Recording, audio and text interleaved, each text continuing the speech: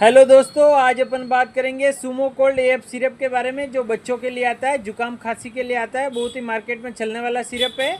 इसकी पैकिंग की बात करें तो 60 ml में ये रहता है। एल्केम द्वारा इसको बनाया जाता है। इसकी प्राइस की बात करें तो 96 रुपये इसका प्राइस रहता है। इसके अंदर फिनाइलफेरिन रहता है और क्लोराफेनेमिन रहता है, जो बच्चों के लिए सर्दी जुकाम के लिए बहुत ही बेहतरीन रहती है।